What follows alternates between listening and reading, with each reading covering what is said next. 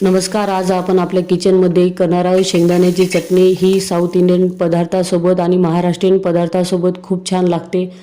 चटणीसाठी भाजलेले शेंगदाणे, अर्धी वाटी कोथिंबीर, 3 हिरव्या मिरच्या, 4 ते 5 लसणाच्या पाकळ्या, 1 चमचा साखर, अर्धा चमचा मीठ असे घेऊन आता याची छान पेस्ट करून घ्यायची आहे. आता इथे पेस्ट झालेली आहे, तर चटणी पातळ करण्यासाठी इथे 1 कप पाणी मी टाकून घेतलेले आहे.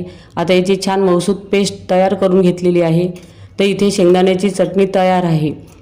चटणीला तडका देण्यासाठी गरम पॅनमध्ये थोडेसे तेल गरम झाल्यावर थोडीशी मोहरी छान तडतडली की थोडेसे जिरे छान फुलले की 2 सुक्या मिरच्या टाकायच्या, अर्धा चमचा हिंग, थोडी कढीपत्त्याची पाने छान तडतडली की कोथिंबीर. आता इथे आपला चटणीचा तडका तयार आहे. हा गरम तडका शेंगदाण्याच्या चटणीवर टाकून घ्यायचा. तर ही सोप्या पद्धतीची चटणी नक्की करून पहा.